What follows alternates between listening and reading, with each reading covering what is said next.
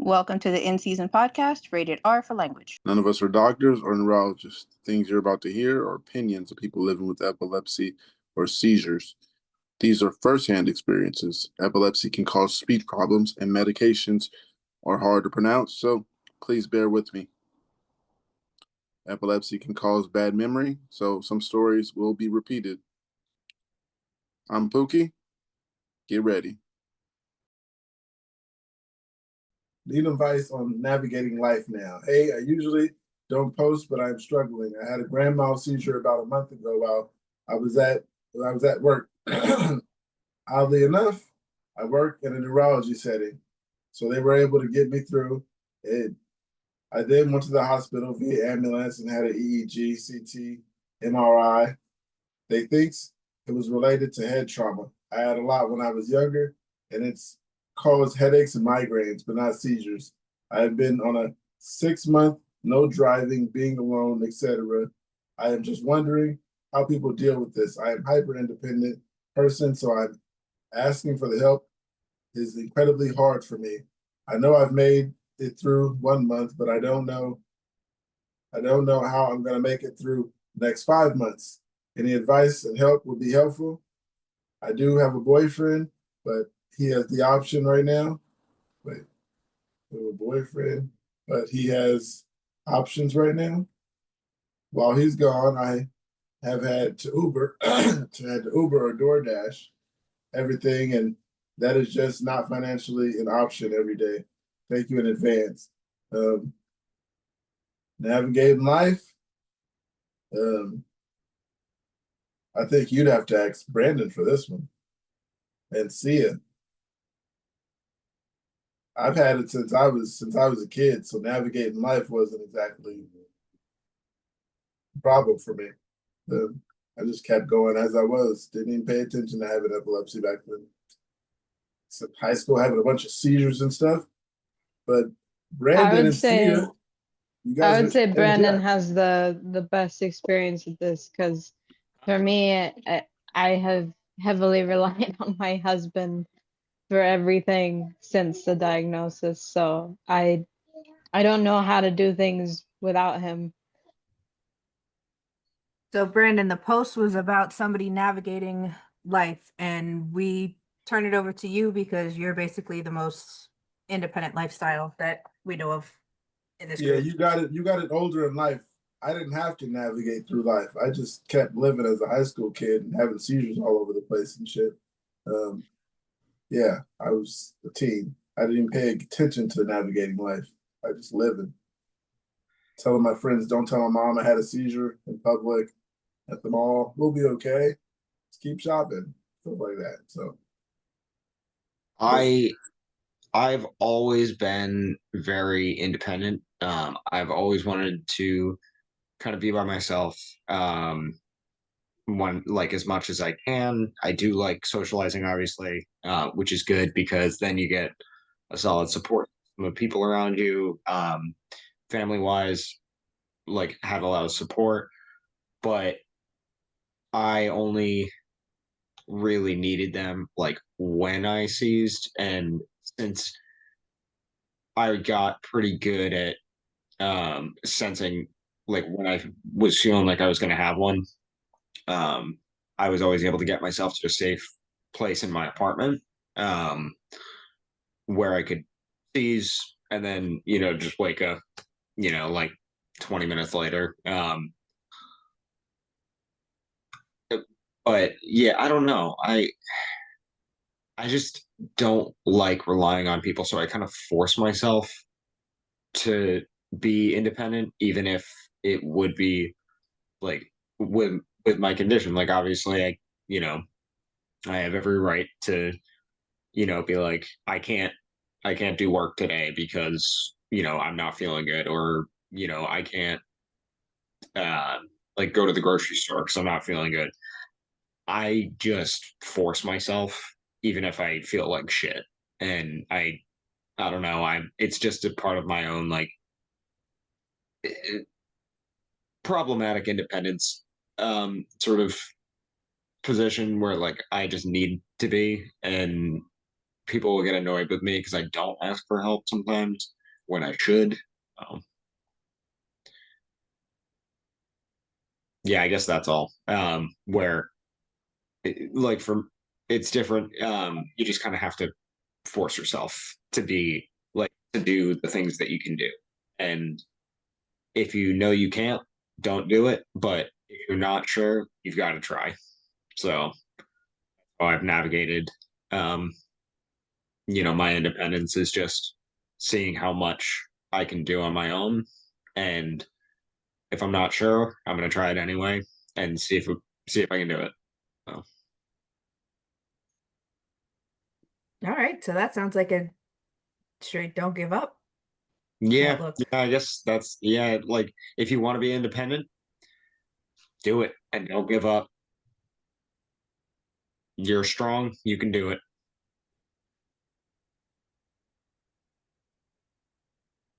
Okay, I got one that says sudden seizures in my sleep. No diagnosis, no meds. Might relate to what I'm going through. About a year ago, I started having seizures completely out of nowhere, and then they only happened in my sleep. Hold on. Can you guys still see me? Yeah. My screen is frozen. It We can says see you low battery, moving. 20 seconds. I mean, 20%. Okay. Got what it says. Might relate to what I'm going through. About a year ago, I started having seizures completely out of nowhere. They only happen in my sleep. I can go months without one, then suddenly have another. It's spaced out but scary. I've had about 8 total, all while sleeping, and some have been intense. I bitten my tongue badly, and I was once told I was choking on my own blood during the seizure. I'm not on any medication right now. I've had some testing done, but nothing conclusive has come back. There's no known epilepsy in my family, no head trauma, nothing that clearly explains what's happening. It started to affect my mental health, my relationships, my confidence. I feel like I'm just waiting around for the next one. Has anyone else developed seizures in adulthood, especially ones that have had happen at night? Do you ever get a diagnosis or find anything that helped? Natural treatments, lifestyle changes, or anything that made a difference? I just really don't want to feel so alone in this. Any advice or share experiences would mean a lot. Prayer hands. Um, Brandon and Jeff, you guys can handle this.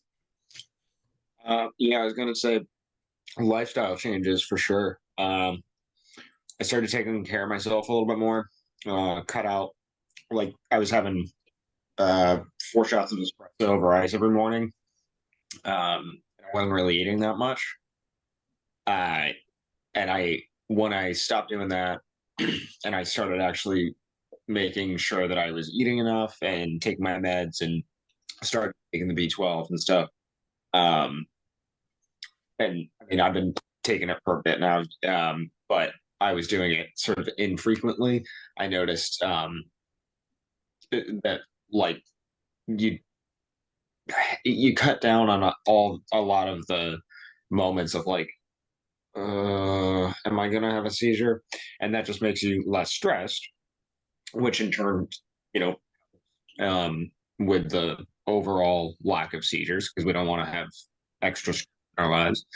um so yeah, I'd say lifestyle changes and like kind of yeah, like figuring out what your triggers are is the only way you can go about it. Get all the sleep also. Although I'm not the best one to talk to about getting enough sleep. So Well, I don't sleep either. Uh, the I guess the only lifestyle change I've made is giving up sweets. Uh, I thought that might have been a trigger, but it hasn't really changed anything for me. Uh, I really can't think of anything else um, that I can add to what Brandon said. You just kind of have to, like I always say, keep putting one foot in front of the other. That's all you can do.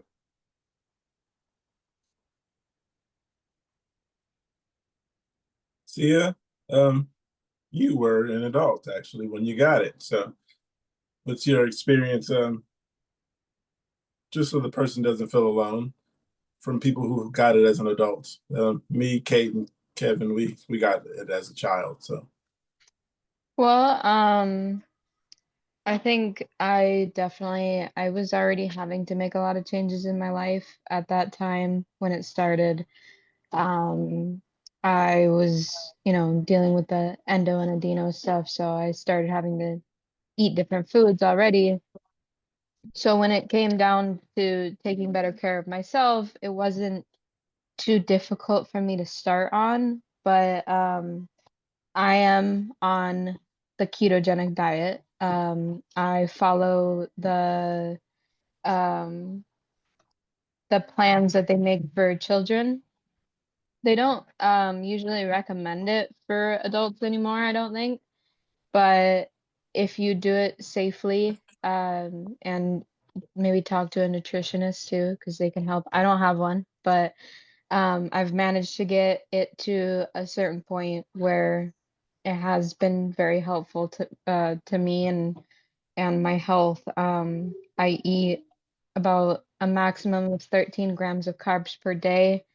Um, and then I think it's a 70-30%. So I do 70% um, proteins or fats. I can't remember. It's proteins and fats, 70 and 30. I don't remember which one is which, but that's what they're for. Um, and that one is definitely very helpful. Drinking less soda for me has been also helpful. Changing to less sugar, so sugar alternatives, um, and less smoking, less all of that stuff, basically. I don't exercise very well because I have a hard time with the pain that I get from the other diagnoses, but I do what I can. Walking around a lot is good, going on like little walks or hikes, with another person, obviously. And I do want to get back into bike riding again soon. So that kind of stuff is very good for you. Take care of your body and make sure that you're getting all of the nutrients that you need. Take vitamins. And we're always thrilled to see you on these outdoor family trips. So keep us posted. We love it. We I love will. seeing your happy face out there. That's awesome. So this person here sounds like they're in a little bit of a spiral. I'm glad there's people who I can relate with, but how do we go about the crutches that's bringing us down? I once worked for a lovely job where they treated all of their employees so great. Once I experienced my first grandma, then my second one, everything went downhill. Insurance, gone. Job, gone. License, forget it. It took me a little over a year to get over the manic episode I slipped into after my last tonic-clonic. Normally, I only experience absence seizures, but I do experience grand mal seizures. Every time I experience an absence seizure, the clock resets and I cannot rely on myself to get to work in a timely manner. How do I go about as a Floridian to work part-time and secure insurance and make enough money to provide for myself and my family? It makes me feel like such a waste of space and always getting in the way. I appreciate all the support, but I'm really being weighed down by where to go next. Yeah, in Florida, working part-time and securing insurance, get a roommate, get somebody to pay more than half the bills because to afford insurance when they won't give you the Medicaid because you have a part-time job will take most of your paycheck, especially if you need the insurance that will cover MRIs and advanced procedures on a regular basis. Look to move out of state, have a serious discussion with the family about feeling like a waste of space and where everybody can settle down to allow you to succeed. Uh, this one's definitely going to be some major life changes, and do your best to do the best you can to appreciate the support and just be totally open about how you feel with those who do have your back. I don't know about manic episode though. I've never had any of that. What do you guys It's think? bipolar. Um, It's usually associated with that. You can have them without being technically bipolar, but I was diagnosed with that at 17, stage 2, which is the less um it's the less violent one. And manic episodes are basically you don't sleep, you don't eat, you don't do anything like that. You don't take care of yourself at all. You are solely, completely focused on whatever your brain is trying to freak out about. So in this situation, it sounds like the seizures, and you lose a lot of time in that time frame because dissociation is common with that. Because of your lack of sleep too, you can have more seizures. Um, you're not eating enough, so you're very fatigued, but you can't sleep. And so it's a big back and forth. I would definitely say you need to seek therapy. This this lifestyle is very hard, and it's not something to be hard on yourself about. It's not your fault. So thinking about going into therapy would be huge for your mental health because, with epilepsy, it's not just your physical body that's being affected, it's your mental as well. Every time that you have a seizure, that's trauma and guilt and stress. So definitely look into therapy. Right? Yeah. I'll listen to see. I believe what you say. Sounded good at least. Well, places too, also, like, because Florida's not gonna be good. They need to be looking at a a minor league city, not a major city, but like a big enough city to Suburbs have of, yeah. public transit and hopefully good options for doctors, but not like a major city where it would be like that'd be a huge lifestyle change. I don't know where they're living now in Florida, but moving already and then you're now stressed out because there's people everywhere. It's I don't know. Yeah, I mean, at this point, it sounds like they were going from being the breadwinner to, having to not only depend on the family, but maybe even have to talk about moving them. So yeah, overwhelming is a big deal. And even talking to a therapist, I think it would just make more sense talking to somebody else who can relate. Because I don't know, whenever you talk to a therapist, I would think it's hard to open up about how you really feel about something because this psychiatrist is probably not actually going to be able to understand. But that's just I'm probably just not good at therapy. It's all right. Stop projecting, Kate. I got something else. Yeah, I think we could all say something to this person. Should I start eating more? 22-year-old female. Got super high last night, but didn't eat anything during the day and barely drank anything and ended up having a seizure. We already we already did this one. Oh, I'm sorry. No, it's okay. Wait, was it while Pookie wasn't here? Because if so, he should weigh in.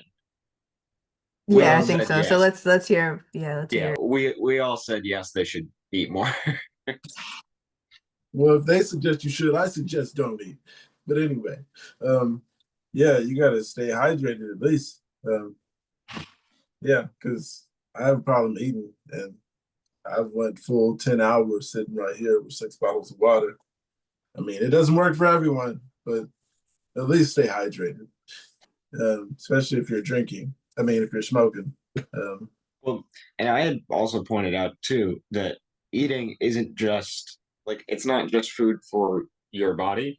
Your brain is a muscle, and it's consuming calories throughout the day. You need to eat to get the calories to feed. And for us, especially, we need as much brain power as we can get. Yeah, if you're gonna not eat, at least take B12 by Nature's Made. Shout out to Nathan May. Yeah, if you're not gonna eat, some water and some B12, it'll get you through the day. And stay hydrated. Smoking doesn't cause seizures, also. Just take that out of the Here's some equation. more, something else from Florida. Infamous fake seizure man from Melbourne faces court. A notorious man known for faking seizures in public places and asking strangers to sit on him has issued an apology, saying he had no idea the impact of his actions on a man. Simon Lara, 43, appeared in the Melbourne Magistrates Court on Thursday after pleading guilty to a single charge of public nuisance. In a statement, the man affected by Lara's actions said the incident has left him feeling shame and humiliation. He told the court he'd moved to Melbourne 3 years prior from Brisbane and was unfamiliar with fake seizures guy until he conducted online research following the beach incident. Responding to the statement, Lara's lawyer said her client was shocked about the significant impact this had on the victim. He's extremely remorseful and wanted to pass on to the victim he is regretful and sorry, she said. After speaking with friends, I was laughed at and ridiculed. They couldn't believe I had never heard of this guy before. Since the incident, I'm less inclined to help people in public, not willing to assist anyone who appears to be distressed or needs help. The man said he no longer visited the beachfront out of fear of running into Lara or other passersby. Thought he was assaulting Lara. Miss Briglin noted Lara had quite significant vulnerabilities and had received threats and abuse following online community about his actions.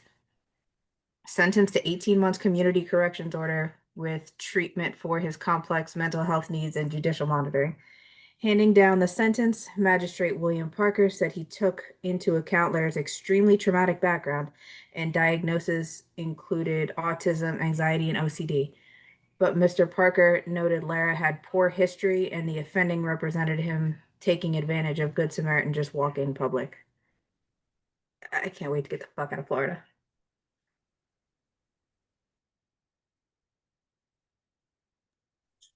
That Go through was some of those comments. that was so long. Yeah, let's just jump right into the comments and see if we can get a little bit more of an idea. Context. Yeah, I need more info or more thoughts on this first. They're saying that this freak was acting out seizures on the beach and getting people to sit on him to stop it. OCD and anxiety and autism is all he was diagnosed with, but he was acting like a Is it total me nuisance. or is just autism code for being an asshole nowadays? Well, You know, like what say that about that everywhere. is such severe mental? Yeah, I know, but I'm saying it exists, but it's so many people are just Oh, this was Melbourne, Australia. Okay, I feel a little better. But Wait, so still, this is a guy running around in Australia faking seizures so that people sit on him. yes, and he's been doing it for almost 10 years. Sure, He he gets a could just. slap on the How wrist. did they wait that long to stop him? Keep I'm it pretty sure going. he could just pay someone to sit on him. He doesn't have to fake a oh seizure. yeah, All right. Actually, Oh my God, dude. there's a whole joke in a 30 Rock episode about one of the characters and her boyfriend who hired someone to sit on them. It's got to be real. yeah. I know There's some a people good will sit club on you you for free. people. Yeah, Find a good friend who's got some weight to them and just ask them. Yeah. mhm, Got a few friends that'll sit on you for free. yeah, yeah. I saw that a little bit. I read a little about that, and uh, I guess I think that's kind of like yelling fire in a crowded place, and because you can't like cause a disturbance like that. It's a health emergency, and if the police are coming to you to service or help you, then that's other people who are not being helped. And yeah, that's definitely an emergency and a disruption of the public. And absolutely, you're disturbing the peace and causing a a problem. Yeah, you're a public disruption, And still just get community absolutely should service and be get away with stopped. it. Yeah. What you got there? Oh, We were okay. just showing each other. I just got my new delivery and I was showing it to the camera. Oh, it's Oh, and I okay. also got this too. Hey, there you go. My new one. So, Wait, for the nasal M, did you have to get a prescription for that? oh yeah, I do have a prescription, but they took like, God, I can't even remember. I think it's been like a whole month, I think, that I haven't had it. It's been a while. So they took a long time to send it to me, and I finally just now got it, and they said that they're sending me more too, so that I can have a backup. This says that I got it 2 years ago. I didn't know it's been that long. It's been just sitting Is here. it still good to use? I wouldn't like think it would be. No, they're All of expired. mine Hey man, in expired. an Yep. emergency, you gotta just try it out anyway. Yeah, they It might expired in just May. it might just come out a little more liquidy than misty. Or a little more spicy, who knows? Shake it before you use it. Do not test or prime before use. Do not use if nasal spray unit appears damaged. It isn't damaged. They've been in a box for 2 years. They look good. They look like they're usable. I couldn't do it to myself, so I mean, they just been sitting there. Yeah, still get your refills going. You have a seizure in your bedroom. No one's there to nasal in. My Well, I mother's guess watching over camera. if Still you can't do get me nasal in. if you do feel, you know, like how sometimes you can like, you know, like I don't know if you guys ever get this, but like when I'll get the like when I know a seizure's coming, my brain feels like it does like an upside down, like it flips upside down and then comes back up the other way. So it's like, boom, boom. It feels like my brain's just like doing that, and I have about 10 to 15 seconds to get to the other side of my apartment or where my bedroom is to lay down. So yeah, I usually get enough time. Where, like if they were right there, I could grab it and be like, you know. I But mean, yeah, if I was like alone one of these days, and I felt one coming, I'd probably just do it myself while I'm still aware, because I'd rather have that half in my aware, but yeah. system. Yeah, like half aware, but um, I'd rather have that in my system and be tired and, a little bit in pain than be seizing and not knowing what's happening to my children. So I would definitely do that too. But then again, you got to have it like basically in a holster, you know, like a gun. You're ready to go. You're strapped. Like, Custom made nasal lamp holster hanging around your neck. Hey, they make those vests for the dogs. I got mine custom made with a zipper on it and a little patch that says for medical use. It's got arrows pointing to the zipper, and yeah, if the right Hey, person that comes sounds across, the cool. dog will stay still. I would get one of those for sure. Brandon, I keep It's mine held on the up. right on the night table. yeah, exactly. That's what I mean. Like, if it's right there and you know, like, oh shit, I got about like 10 seconds left. But Did that out a of the lot with package too? That's impossible. Oh, I have that lorazepam. thing like So ready to go. You know. I think that'd probably be the part that I get stuck on is trying to open up the package, and then trying to figure out where my thumb goes, because I like can't I get all shaky and like all like confused. My hand-eye coordination doesn't know what to do, and then I'm just like, drop it like 5 times. Just hold it like this with one hand, and then take your whole palm and just go like this. You can't miss. So, yeah. Everyone out there, you can't nasally in yourself. Throwing it out there. No? That's some I, bullshit. you might be able to actually. Well, No, I've heard stories on here on the podcast, questions that we've been asked, and that was one of them that somebody said, is it weird that my neurologist, this happened a few times. So is it weird that my neurologist said to use my Nasolam before a seizure and not during a seizure? But that person was living alone, so I think it's dependent on the situation. If you tell them that you're living alone and don't have someone to give it to you, then I think maybe you can, depending on how severe your seizures are.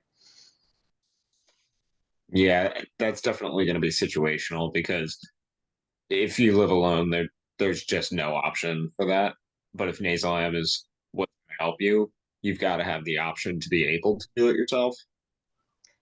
Well, and there are people like for myself, I'm not sure why. They haven't told me why at all. But for people like myself who for some reason cannot be allowed to use any other rescue medication, this is the only thing you've got. So I'm lucky that my husband does it. But if it was just me, I would definitely just be doing it beforehand. Who cares?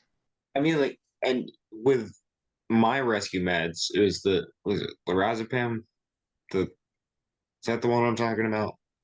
Is that the Ativan? Or is that different? No, it starts with an L. Um, it was like the tiny little pills.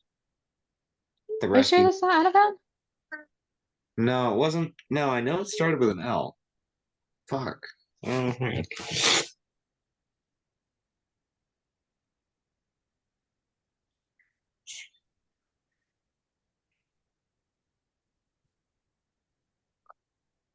Yeah, look, lorazepam. Wait, okay, am I tripping? Am I remembering that? No, hold on. I just Googled it. But I had gotten a prescription for lorazepam a while back, and it was only like five tiny pills.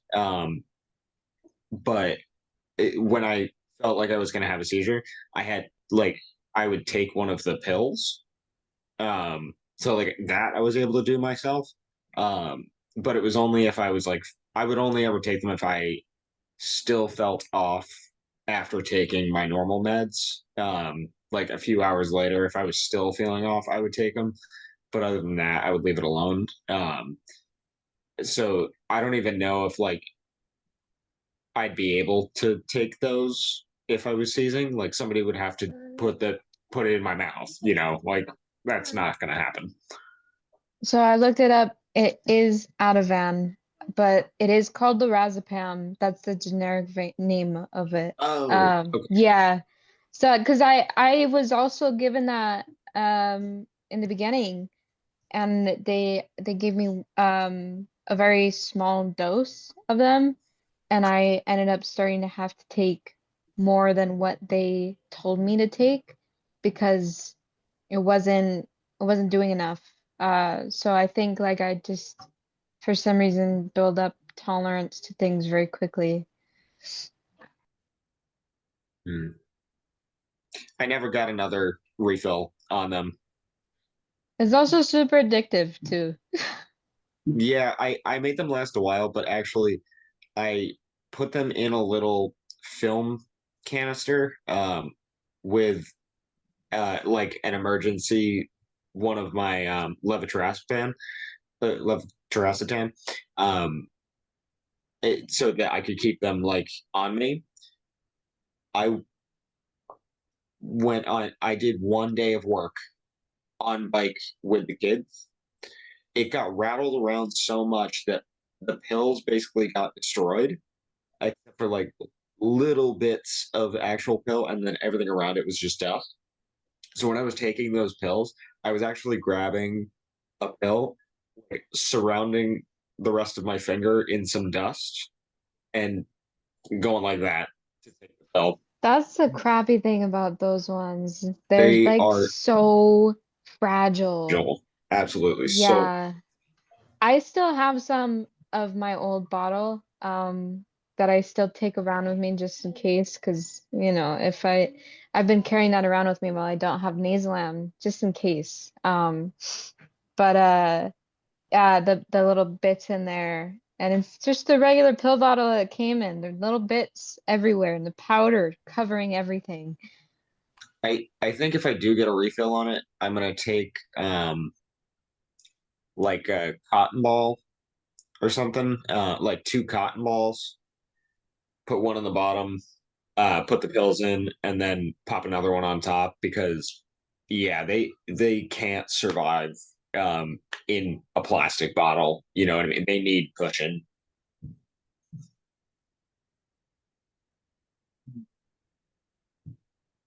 I got something, you guys.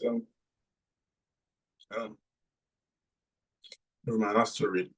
Said, had my first and only seizure on July 17th, and I'm still waiting for a neurology appointment. For context, 50-year-old female in London, Ontario. It was a grand mal seizure. My license has been suspended and I'm unable to work because of no license. Anyone in London and can tell me how long they had to wait to get a neuro appointment? Thank you. This doesn't apply to us. I was just thinking we could still give this person some advice. Any suggestions on some advice to this person? Keep your head up.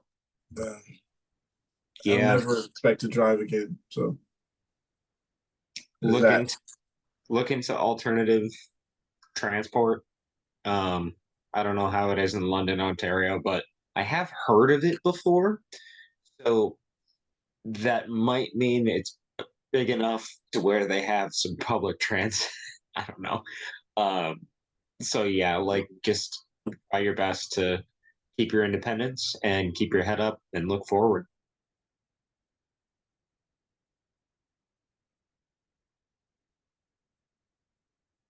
Yeah, there's no comments here. So said ones. Do your meds make your alcohol tolerance higher? Hi everyone. Just curious if there's any tolerance to alcohol is higher while on meds. Seems like every time I get drink 6 shots, 2 beers, I never get drunk or feel buzz. It's not sure if it's because I'm Irish or the meds. 6 shots Come and near two so beers, and they're not feeling it. They have just increased their own tolerance. If they can drink that much, they have a tolerance. how come there's so many stupid people in this country? I mean, really, It what's the might be the point of Irish. that? I was just about to say they did say they were Irish, so hang on. They could be from Ireland. Oh man. My alcohol tolerance. I don't drink beer, so I can do some shots, but eventually I'm just gonna say it's time to stop. So 6 is a little much. The first comment says every med I've been on has had one of the opposite effect. Most importantly, don't drink while on benzodiazepines. And then a comment to that it says wham. Um, Another comment says I'm in my 20s and 30s. In my 20s and 30s, I drank a lot and come to realize that I had no negative effects on my epilepsy. Years later, I don't drink at all, but because I don't think it's healthy and very harmful to the brain overall, epilepsy or not.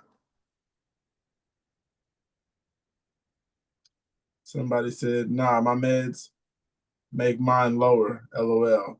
I had an absent seizure at the club last night and called the bouncer, Ruby the Cherry, and fell asleep on his lap while my friend came and picked me up. LMAO. Um,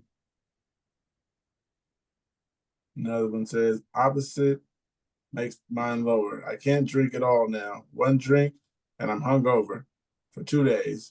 Either that or I'll have a seizure and it's postictal stage for 2 days so I can just avoid alcohol. Anything, you guys? Hey, mom, I'll call you back.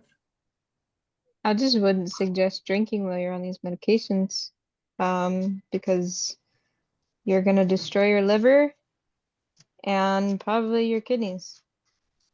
um, whether you're Irish or not. I think this is a weird question to ask about tolerance. I think I'm not going to give you tips on drinking, but come on, geez, about tolerance. I don't know. But yeah, I'm not gonna tell you whether the the, the question is no. I mean, you just shouldn't. It the if you are if you have epilepsy and you are taking epilepsy drugs, you should not be taking the alcohol to tolerate said drugs. That's the line of logic and reasoning. Yeah, that makes sense. Yeah. Okay, I got one of the comments here said, "It's your Irish blood. I am the same way. We are wired to drink."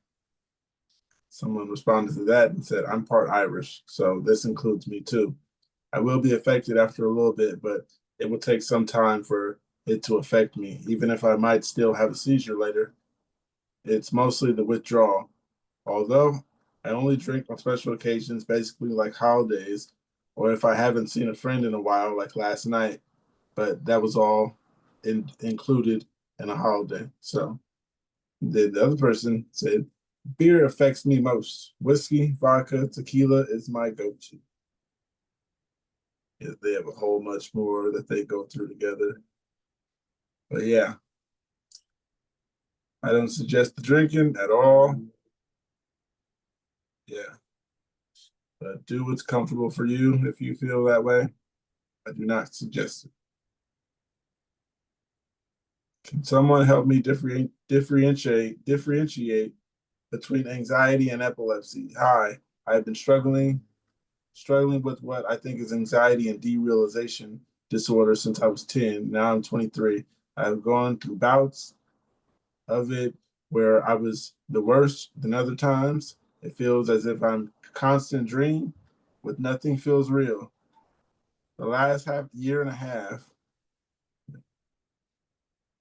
hold on, I lost track where I am. The last year and a half or so, I've been struggling with that feeling along with deja vu dream flashbacks and memory flashbacks. I don't really have any physical symptoms along with the other than occasional lightheadedness and heart palpitations.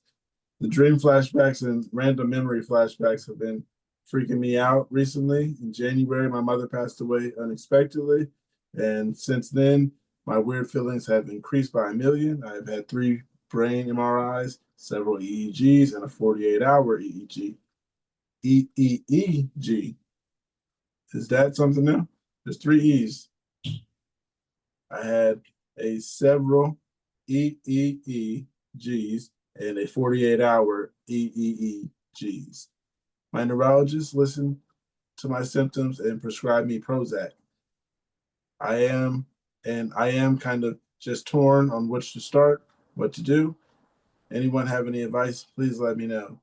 Um, I never really had anxiety and panic attacks and stuff like that, but people I've heard had anxiety. I don't exactly know what it is, to be honest.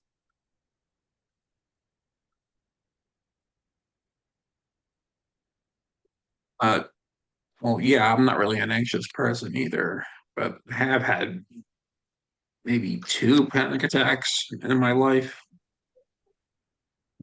Is that What what was we're talking the question? The person's trying to differentiate between anxiety and epilepsy. about? Basically having flashbacks and lightheadedness, MRIs, and 48-hour EEGs, and just trying to figure out how they Oh, okay. differentiate from anxiety and epilepsy. I don't really know.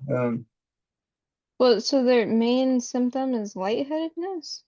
Yeah, I mean, that sounds like anxiety, not I mean, you can feel lightheaded for sure with like an aura, but it's not gonna feel like just lightheadedness. It's gonna feel like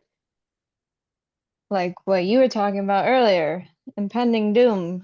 It's gonna feel like That was odd. the world's falling down around you and you're like it's gonna feel not like anxiety. Um, if that's a question, I feel like that's something that you should probably look into with like a therapist because they might be able to help you differentiate your symptoms. But yeah, lightheadedness, definitely not the only symptom with epilepsy.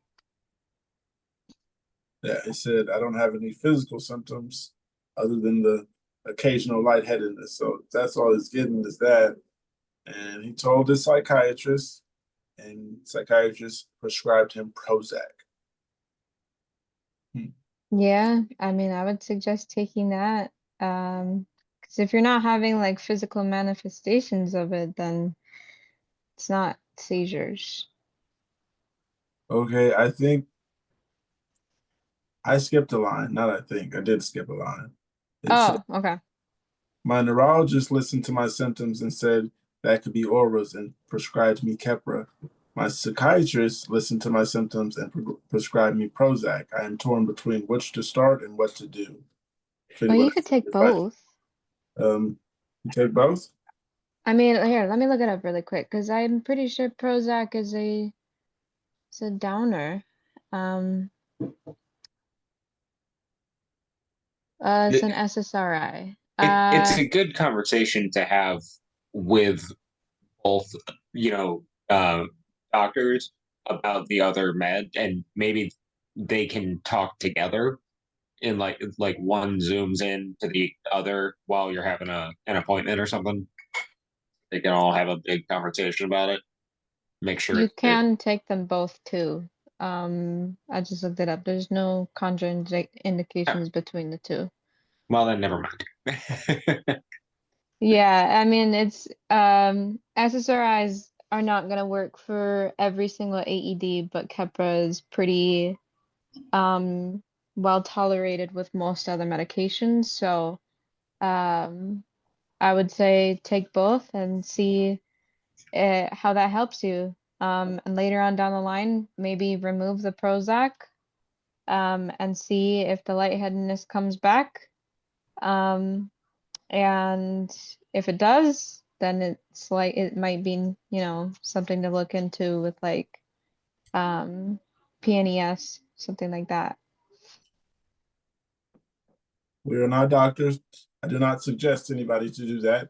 Actually, it's not exactly a suggestion. We're just saying what we would do. Um, hey James, didn't see you there. Hey, James. Mark. Oh, hey Mark, Hey, Mark. how you doing? Hey, good. How about you guys? Hi, Mark. I'm Hello, good. I'm everyone. here. Oh, I'm alive. full I'm house here. Yeah, so the opening question, I mean the icebreaker today was Oh, I didn't get the icebreaker, by the way. oh, what's the most useful app in your phone? I mean for you at least. Mark, you go first. I My thought you were easily radar. gonna say Tinder, Brandon. I have a girlfriend. She's in the other room. She'd be so pissed. Uh-oh. That joke keeps Uh-oh. working, Pookie. Go ahead, Mark. My radar app. The weather coming in, daily weather, what how high the temperature will be, whether it's gonna rain or not. Forecast, especially coming up now. This is hurricane season, which is particularly important for us Floridians.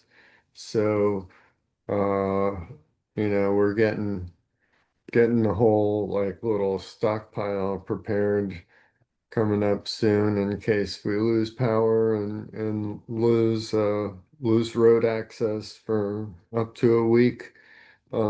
So part of that preparation is radar app.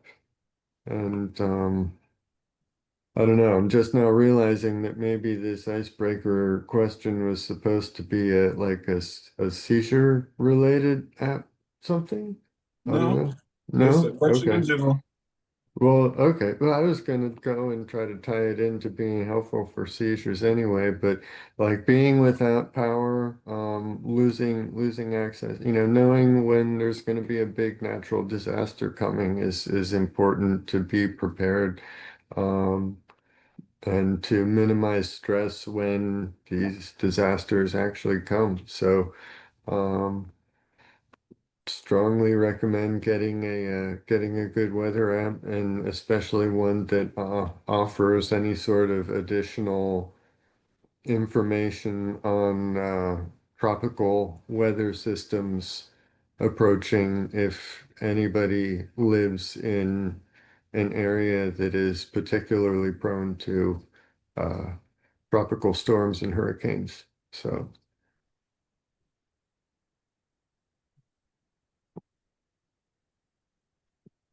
No, Kate, you did the icebreaker, right? Yeah. All right. Reminder. Yeah, I like the reminders app.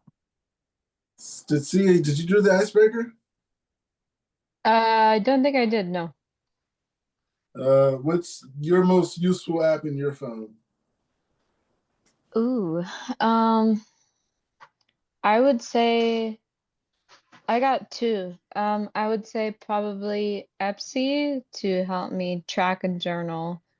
Um, and then I would also use the season alarm. And both of those have been very helpful for me.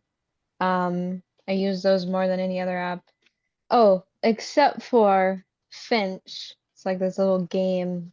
It's not it's not really a game, but it's like a therapy game. And it's really cute. I take care of a little bird, and in order to take care of my little bird, I have to do certain things during the day. And so right now, I reset my app with new stuff to do each day, after my rough week last week, and it's all self-kindness and reminding myself to take care of myself and let myself rest. So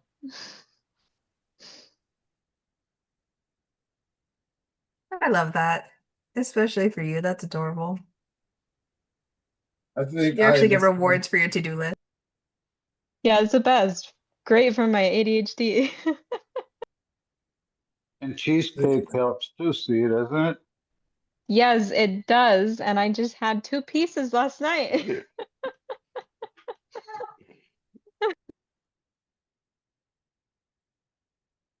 just thought about it because I didn't really know many apps in my phone when we asked for the most useful app. I said Tinder, and I was just joking because I couldn't think of anything else that's in my phone. And now I just told you guys that's in my phone. But I say Reddit I use the most. Um,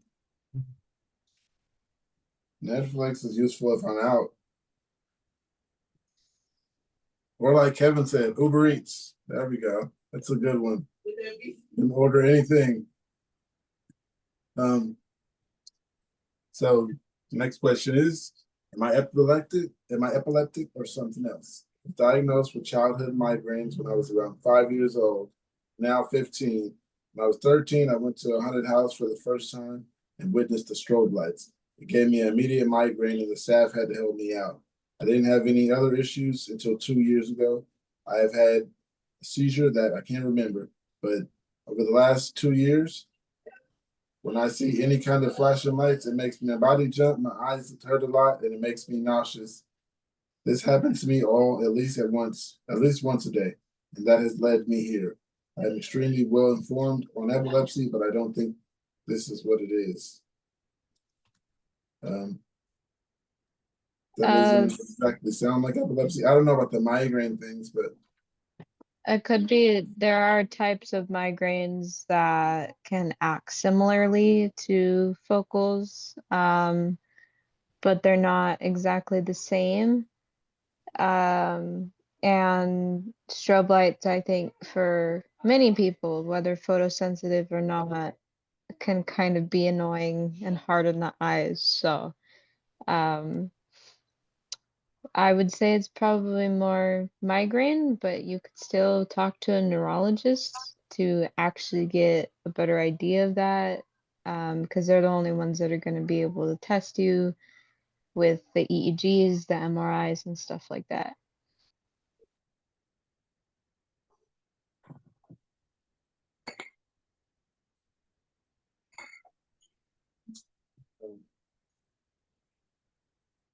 One of the comments to that post said,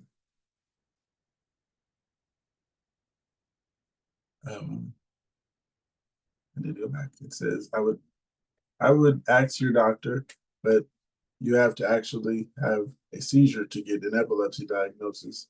Sounds like that never happened. Either way, you're having some sort of light sensitivity problem, so ask your doctor. Migraines are commonly aggravated by flashing lights. You need to get used to wearing the sunglasses if you're going to be out around flashing lights. There's a lot of information on here you should find useful. I hope you have a good day and hope you also have a good neurologist to help you. That was good advice.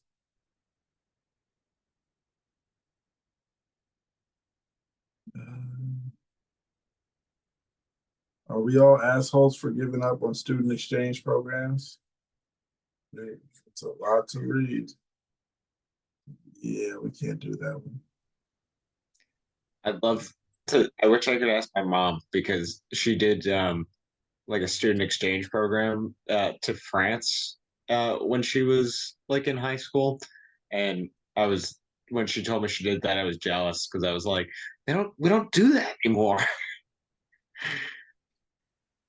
Yeah, yeah, that's too long. Way too long to read. You guys are gonna forget what the beginning was about. Okay. It says had a tonic-clonic after a year of being seizure free. After a year of being seizure free, have been feeling dizzy and lightheaded for 5 days now. Last Saturday, last Saturday morning, I had a full tonic-clonic seizure. Luckily, my partner was there with me and was able to help me from falling to the ground. I did bite my tongue and my cheek and pulled a couple muscles in my back when turning my head to the left, but overall, for a tonic-clonic seizure, it wasn't bad. My concern now comes from the symptoms of having afterwards. It's been almost a week, and every day since I've been feeling super dizzy and lightheaded. I feel like I'm spinning. It's also really difficult to read and type. I was given a few rescue medications, nasalium, 5 milligram spray during the seizure to get it to stop. And this was the first time I had ever been given the medicine. I had a killer headache when I woke up from the seizure that lasted over several hours, but I did eventually go. Therefore, I'm not sure if the symptoms now have been anything to do with the nasalium. It just seems like the symptoms are dragging on for a very long time and no sign of letting up. Has anyone else had this experience with nasalium and had similar symptoms? I tried calling my neurologist, but he won't be back until Monday, so I'm kind of at a loss. I'm just worried these feelings of lightheadedness and spinning are more than just medication side effects and actually auras with another seizure waiting to happen. As somebody who's used it quite often, I mean, immediately afterwards, yeah, it makes me extremely tired. I'll pass out right away. And then when I wake up, I'm usually like pretty out of it, spacey, but it goes away within like a day or two of getting good rest and drinking lots of water. Mark? Yeah, I'm sorry, what were the symptoms again? I kind of zoned out for a second, but I heard the nasal. I think it And was then the lightheadedness and dizziness. Dizzy. I heard, You're yeah, I lightheaded. You heard, feel like spinning. Can't read or type. how long after the nasal M? 5 days ago. And they still feel these symptoms 5 days later? Yes.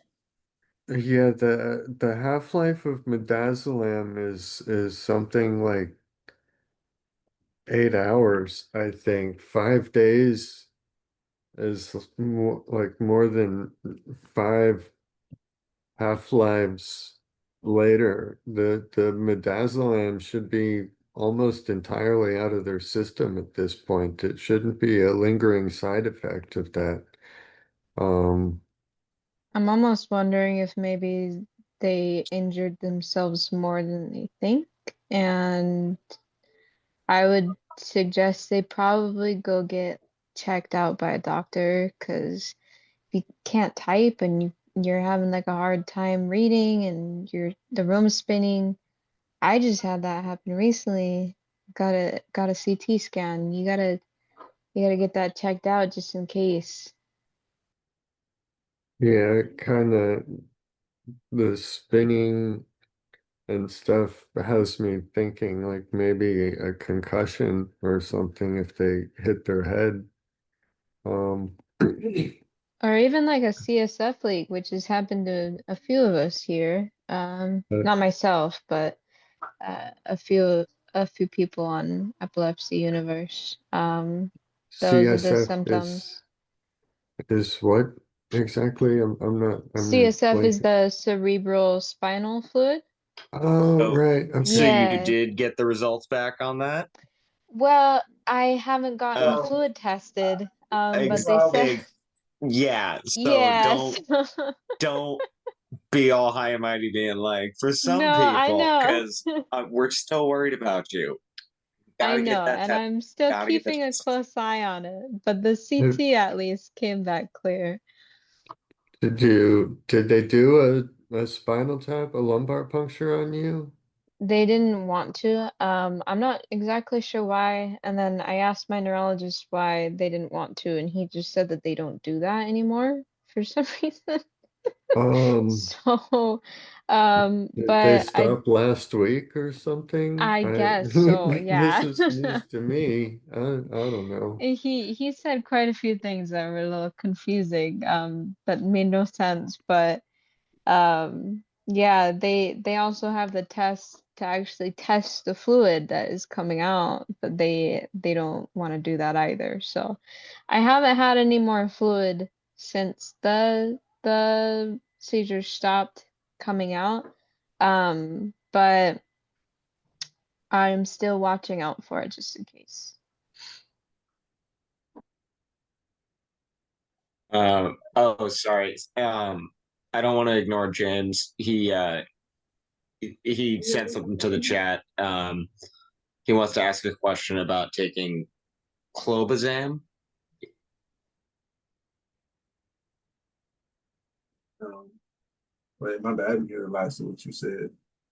It wasn't a question, right?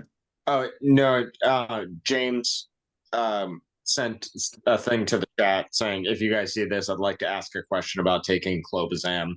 I've just started taking it about a month ago. So, James, you have the floor.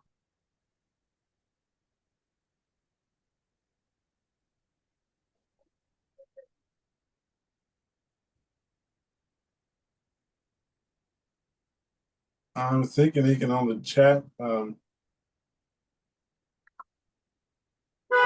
yeah, he's seems he must have been in the chat instead of this. But yeah, I got something here. It says, my license is not suspended. Am I banned from driving? I was told by the doctor I probably shouldn't take baths or drive, but checking my license status, it says currently active and not suspended. I only had one random nocturnal TC that they diagnosed, so I'm just on the wait and see plan. I did have my Xanax switched to Klonopin since Klonopin apparently has seizure reducing properties, but I feel like a huge burden to just get milk, and I can't afford to go to Instacart and Uber everywhere. No signs of auras since the random incident. Can you let me know if I'm being selfish? One on this one realistic, or given that no one can explain or nor put me on anything like Kepper? Yeah, I believe you're banned from driving. I mean, if they didn't say that, then If they, well, they said they've only had one seizure and it was nocturnal. yeah. And yeah, Isn't there a that's thing now about two? Having you have to yeah, have two? because it might have just been a one-off, like especially since they were swapping medications. Um, I don't know. Well, I don't know the timeline on that, if it was before or after the seizure, but sometimes it is just a one-off, and if it was while they were asleep, I'm sure that's why the doctor was a little like, "All right, we'll wait and see." You know what I mean? Yeah. So it's they want to feel like a burden. Don't feel like a burden. I can't say that actually. Sorry, I was honing in on a different part of that. My bad. Go ahead, I Brandon. don't think he should drive. Yeah, I don't think you should drive. I highly don't suggest it. Yeah, Jeff, you were driving not too long ago. You can explain why, right? I was driving until I realized that I wasn't only having seizures at night. And once I realized that I was having absence seizures during the day, I put the car in the garage. which is probably what's going to happen to this person. Like, if the seizures continue and they're only nocturnal, they will probably shift to not only being nocturnal, and then it's like you have no reason to just stop now. I don't know, Brandon. I've been told several times that epilepsy changes and seizures change, and mine have changed several times already. No, that's what So, I'm saying. Like, this person in the post, like, may only have had one nocturnal, and even if it continues as just being nocturnal, if it continues, it can change. And then at that point, like, even if they still have a license, they should not be driving. okay, I got you. I'm agreeing with you. Misunderstood. I'm Don't worry. Well, yeah, if you have one specific type of seizures and you continue having seizures, especially unmedicated, you're gonna start having new types, most likely because the pathways are getting burned and they're creating new ways to go around.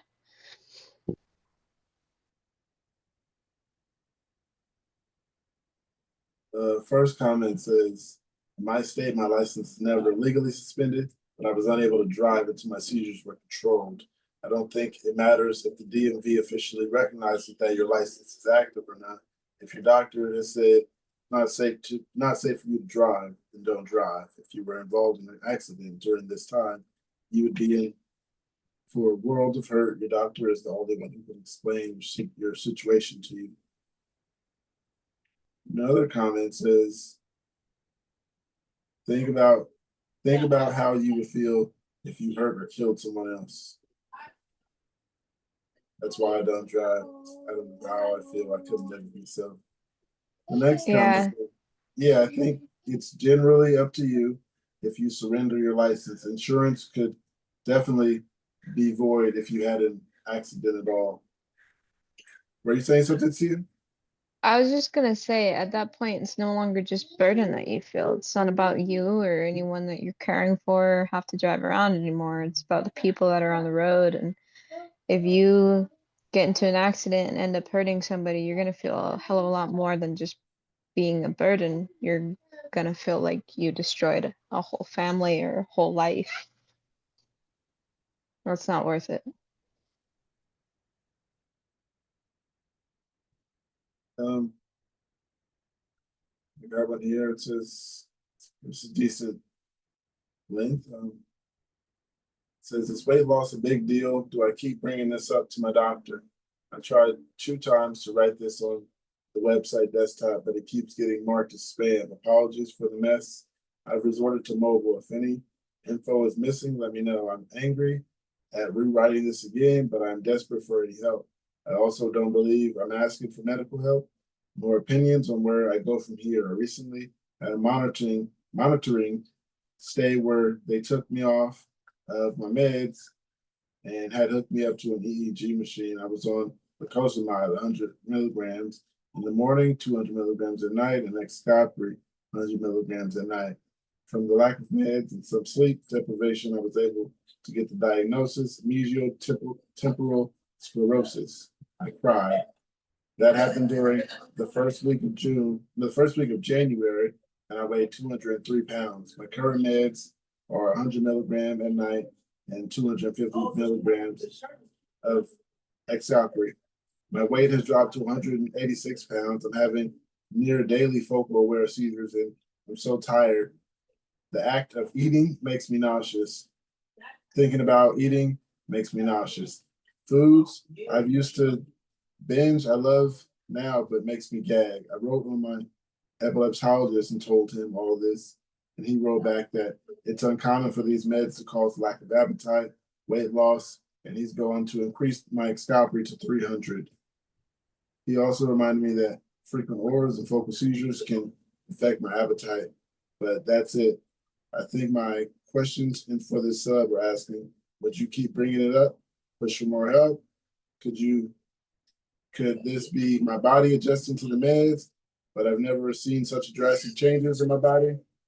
Biggest question for everyone is because I know nearly everyone here has had to figure this out. 600 calories a day, and that's forcing myself to put the saltines down. Thank you for any help. I don't lacosamide, he said? Say that again? It was lacosamide, they said? Yeah, and Excopri. I don't think I've heard of anybody who's on lacosamide who hasn't had appetite problems. I don't know. I mean, I can't eat it unless I smoke a lot.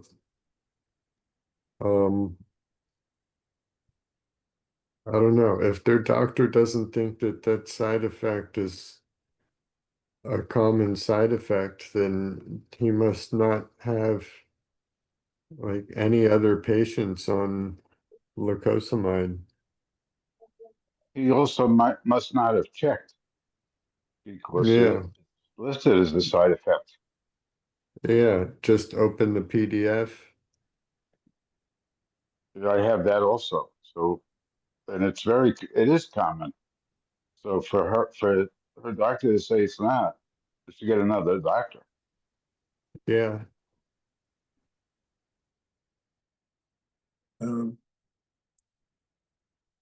First comment says it's common for neurologists to gaslight about side effects you can experience on medication. Never doubt yourself and your body. You know yourself best. I've had extremely uncommon side effects in almost every AED I've tried and was gaslit for years in some cases. If the nausea and lack of appetite are too much for you, tell your doctor or ask for a transfer of care to a different doctor. Your quality of life matters, and there are other medications you can try, especially if those medications are not controlling your seizures. Another one says, I am struggling with this as well. And I started with my dietitian and getting a meal replacement shake. I have started with 3 cartons per day and eventually at my max of 4. Okay. My friend has epilepsy and I want to support him during these tough times. I need any advice. He's just got out of the hospital today for having 2 seizures. He's my best friend and I want to support him as much as possible. Are there any tips on supporting my friend? Let them talk to you. Be there to listen. Never assume you know how it feels for somebody else. Always respect other people's positions and what they're going through.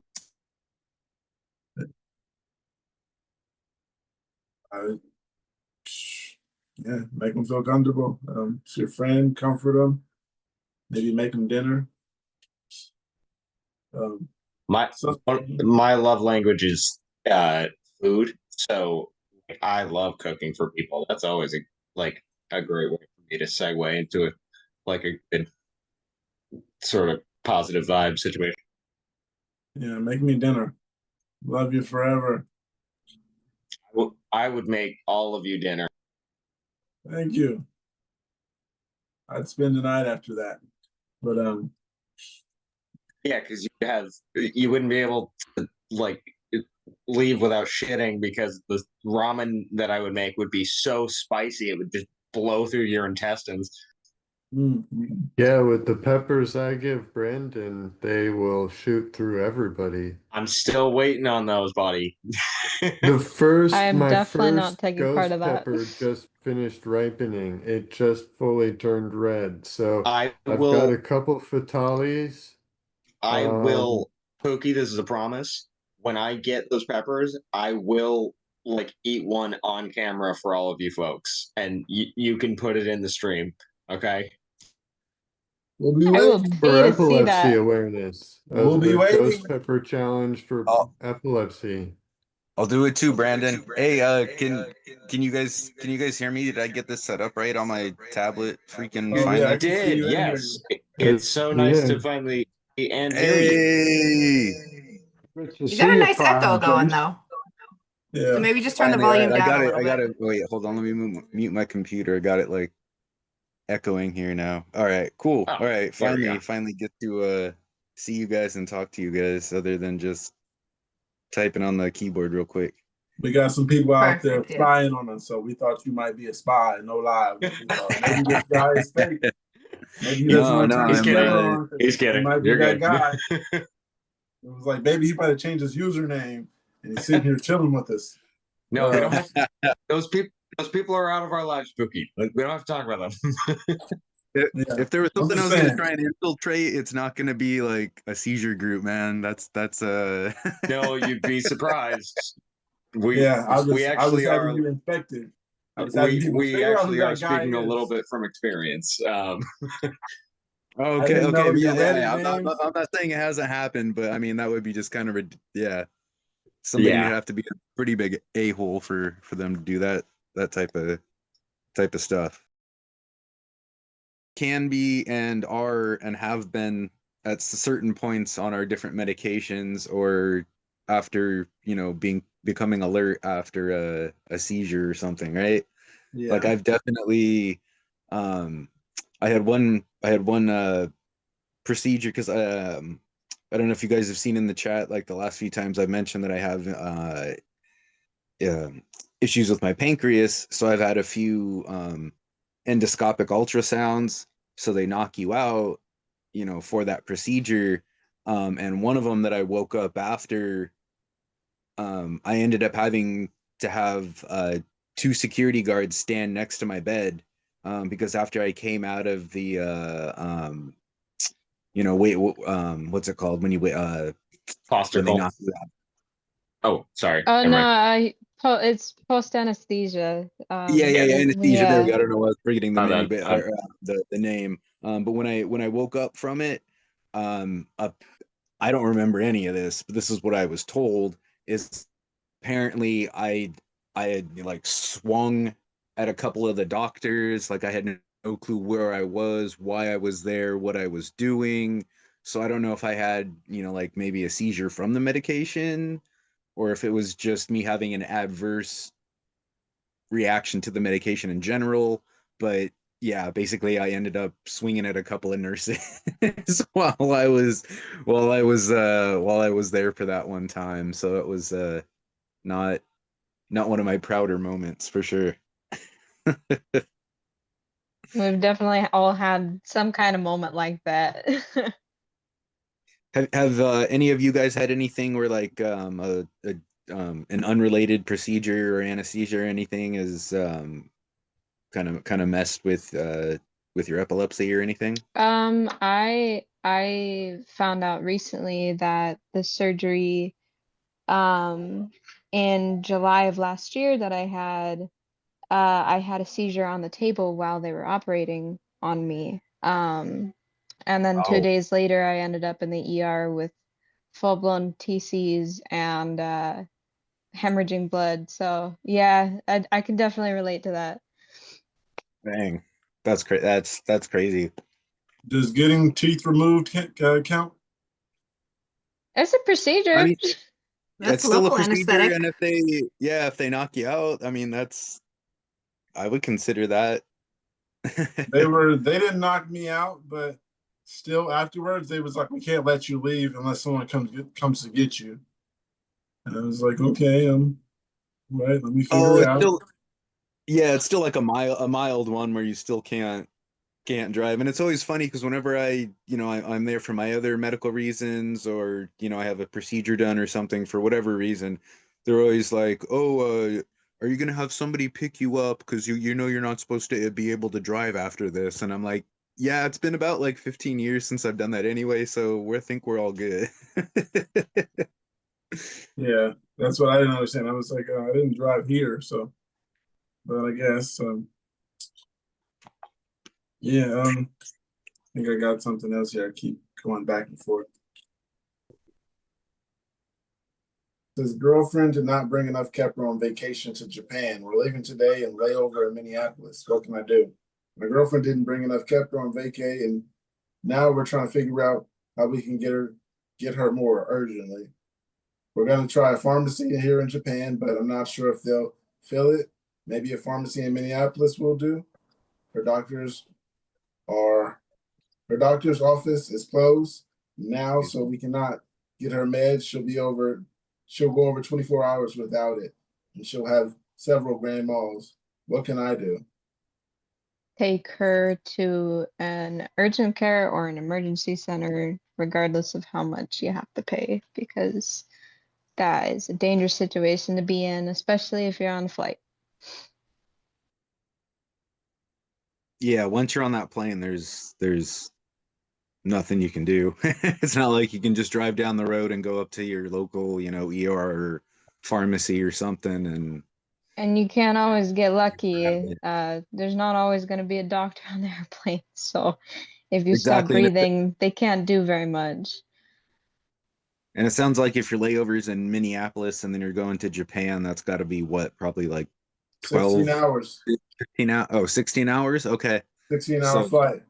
yeah, you don't want to have one, like 1, 2 hours in and then have to wait literally half a day to just attempt and hope that you can hurry up and get, something right when you land. So It, better I, to I miss the connection, I think, and just try to find something in that local area there and reschedule the second leg over to Japan than try to risk being stuck overseas without anything.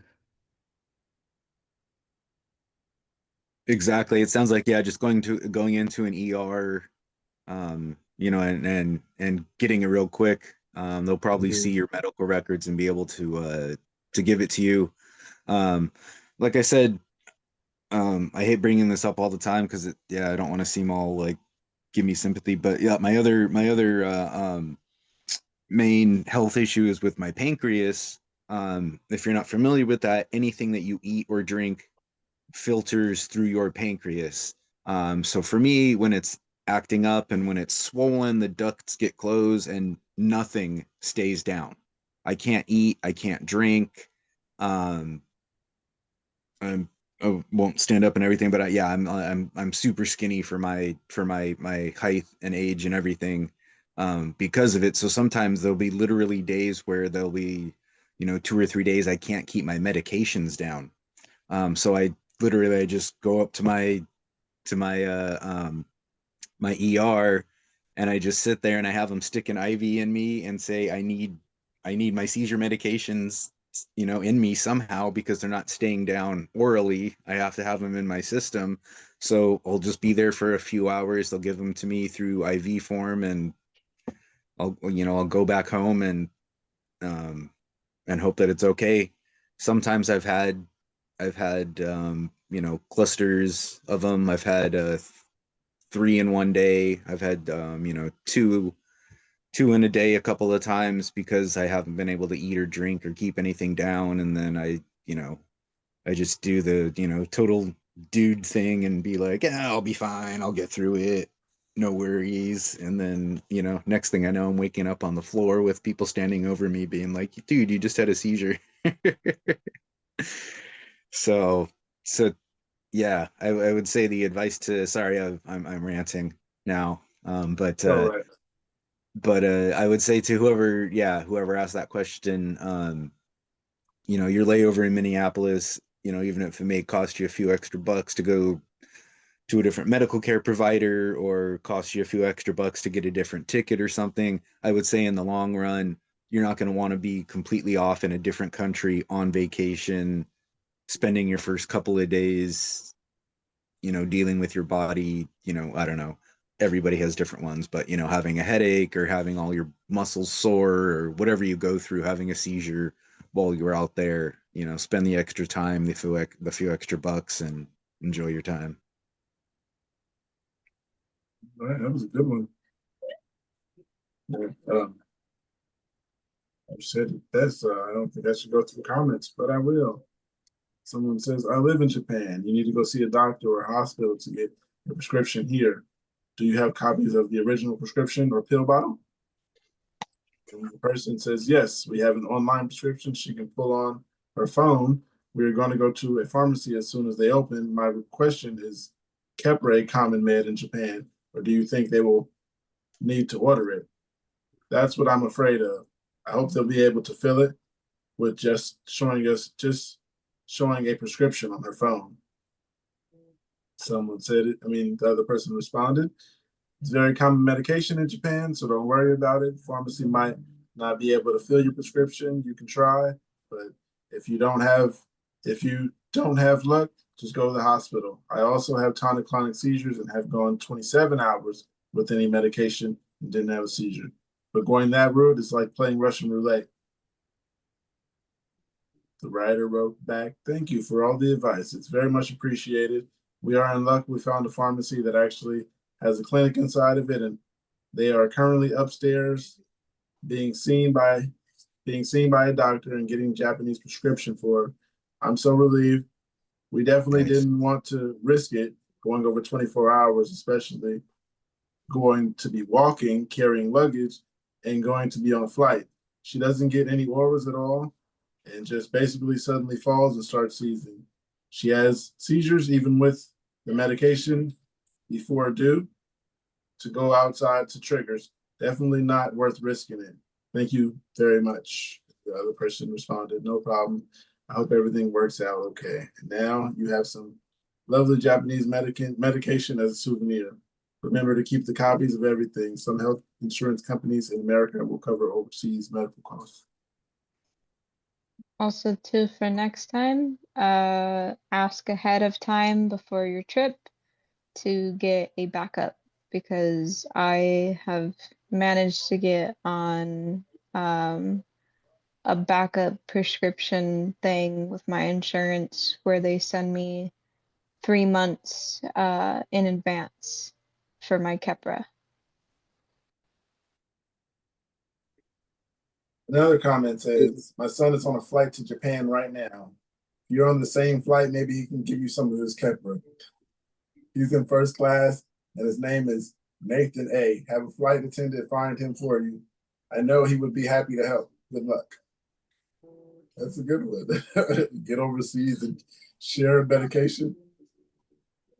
I was just gonna joke too. I switched from a 750 mil Keppra pills to 500 about a month ago, so I've got a bunch of extra bottles of the 750. I was just gonna joke I could like overnight FedEx it to him or something.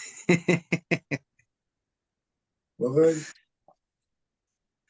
they got FedEx Now over that we there. have, I was gonna say, what about the I don't icebreaker know for what they you? have over there. I'm in Cali, but yeah. What part of Cali? Northern area. I'm about 35, 40 miles from San Francisco. About I'm not gonna. about 10 minutes from San Francisco. Right. Depending on traffic, I mean, it could be 10 minutes. It could also be an hour and 10 minutes, depending on the day of the week and the time of the day, right? Yeah, yeah, I know exactly what you mean. Another comment here says, I've been a Japanese doctor. It was an unrelated issue, but they did testing, the exam, and gave me my prescription dispensed all in office. It was very affordable, and they spoke English. This was in Tokyo. Kate, were you gonna say something? Just gonna go through the icebreakers with James and the like welcome to questions. Oh, okay. Oh yeah, what's up? I think I missed today's icebreaker. I think I saw it in the chat real quick, but Yeah, we were uh asking what is wh- what is the most useful app on your phone? oh, you're It asking the doesn't wrong have to person be an on that. epilepsy app. You, you guys saw me. It took like 2 weeks to get signed up on this thing. I don't use I really don't use any apps or social media or anything. Literally, Reddit is the only. I don't have Facebook, MySpace back then. I didn't have. I've just never. That's just not the person I've been. If you look over my shoulder right there, that's literally a radio from the 50s, like an AM FM dial radio, and I listen to my jazz music on it all the time because it's got like the crackly sound. I, I That that is a really I'm weird. I'm weird. I know. And I've mentioned before on the chat too, I collect pocket watches and just because I'm going to be an a-hole and show off. But yeah, there's like one of my pocket watch cases Yeah, that man. I've got. We thought you had to be a scam. We was like, this guy doesn't have a computer. He has And to be then lying. there's my other wall case, and I have tons of extra cases and stuff. No, I'm just an old school kind of mechanical guy. I'm just really technological illiterate. So Yes. We got some people lurking. So when someone says, I don't have a camera, red flag. it's no that it, yeah, I was like, yeah, I don't have one, and then it took me a minute. I was like, oh shit, that's right, I have a tablet, but I've never hooked my tablet up to the internet before. I just use it because I do uh cross stitching, so I use this for my cross stitch patterns so I don't have to print them out. I literally have not just to add even more to my like 1800s lifestyle. Gotcha. It's good to get to know you guys because yeah, I've just had so many questions. Like I've said, my a little bit more in my background. My first seizure was in 2006. They got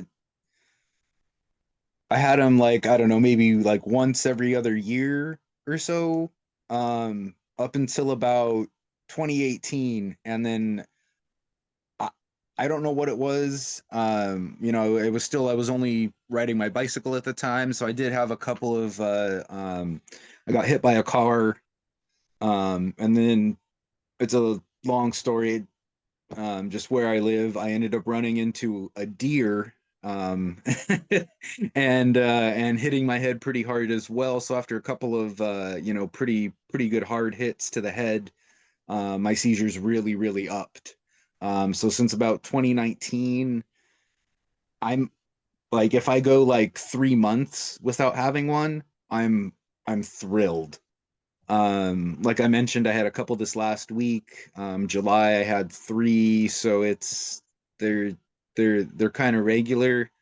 Um, but it could be a lot worse. It could be a lot worse. I've definitely heard, from you guys and from other people and stuff that, people have them multiple times a day. So me having them just a couple times a month or something, it's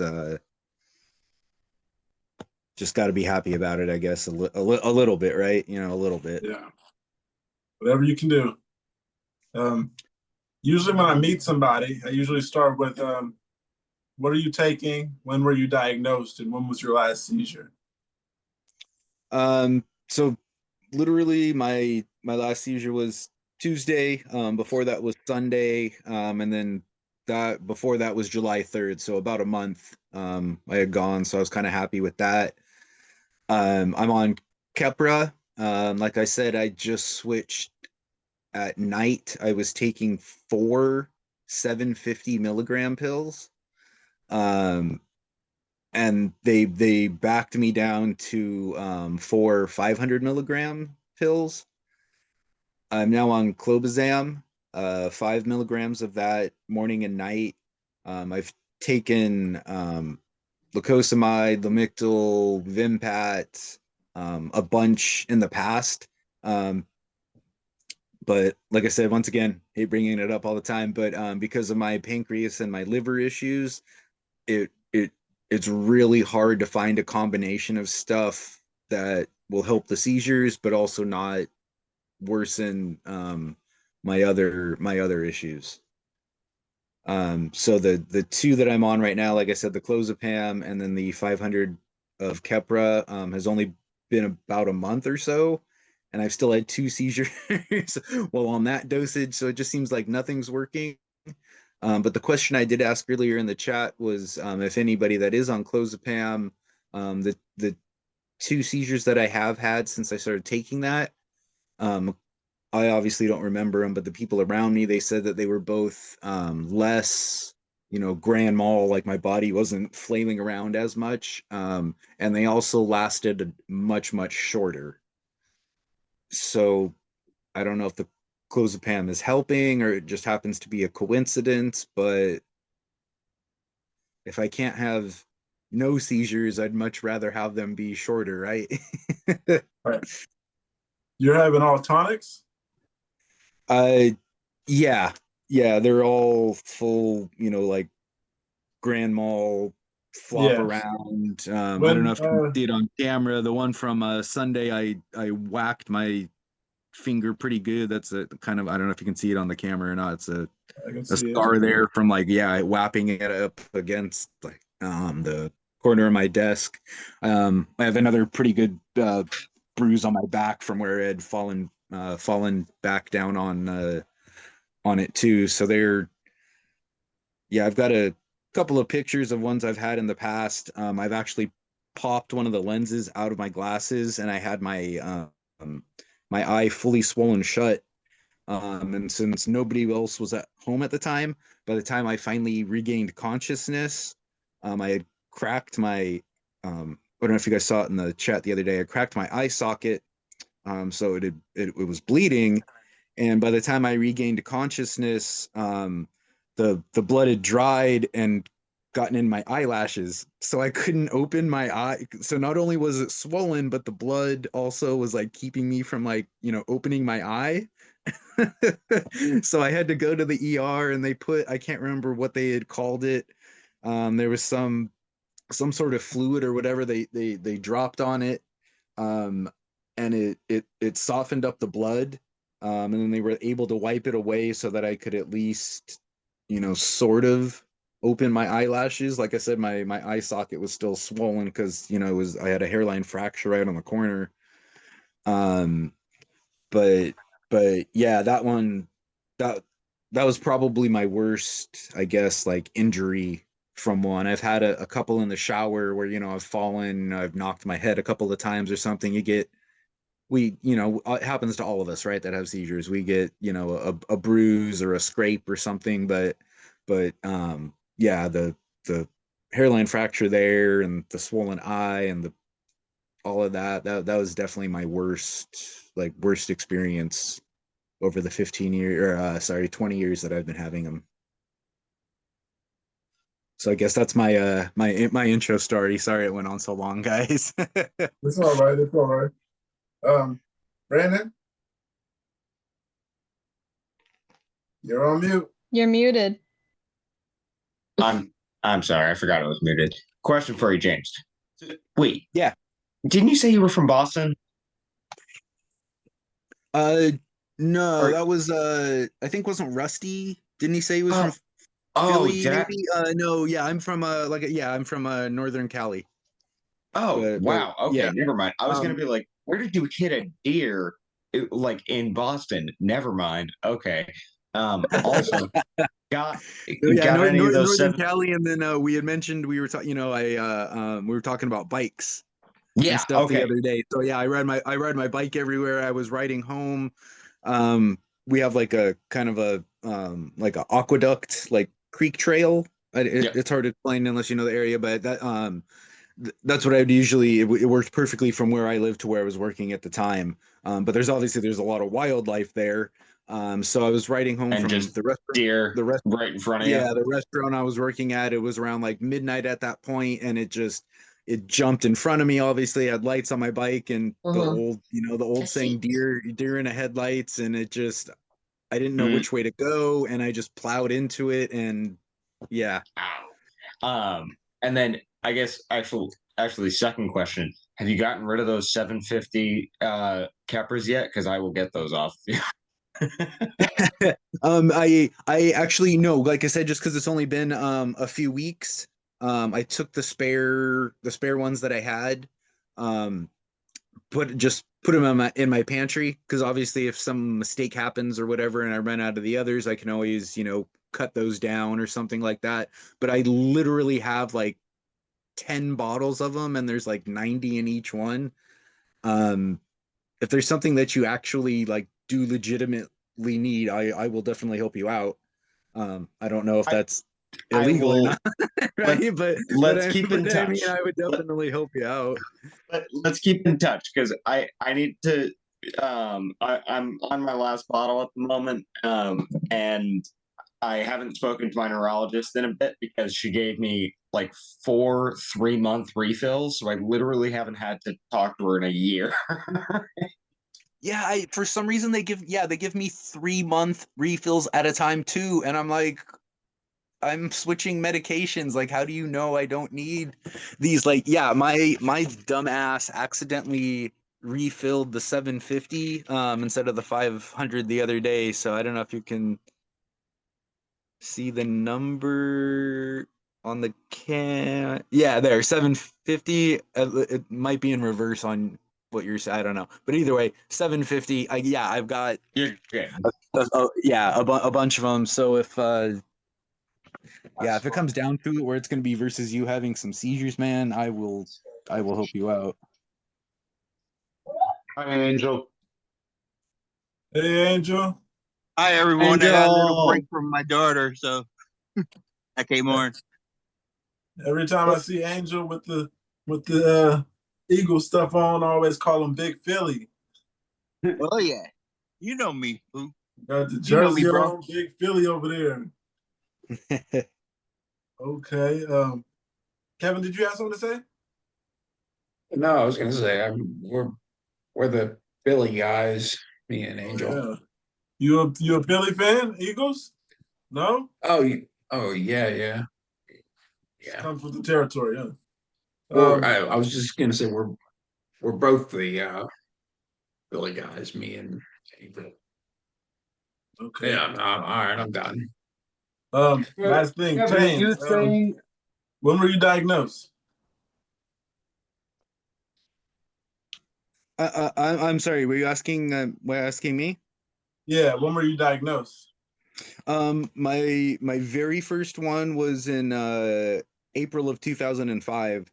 Um, and I had it actually just completely out of nowhere. I was in the shower one random morning, and so my, hadn't really been anything that had ever happened before. So my parents called 911. I got taken to the ER, and then that's when they were like, they did the, CT scan, all the other junk, and said you had a seizure.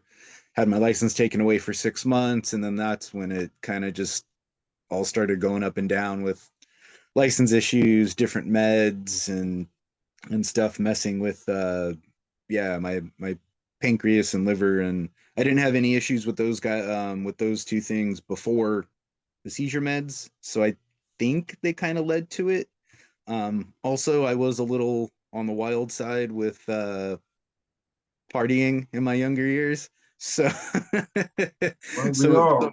so maybe some of the drinking added to it too, especially on top of being seizure meds. So part of it's just what my body did to itself, but part of it also I think is just a combination of all the meds and everything coming together at one time in my life. We all had that party day.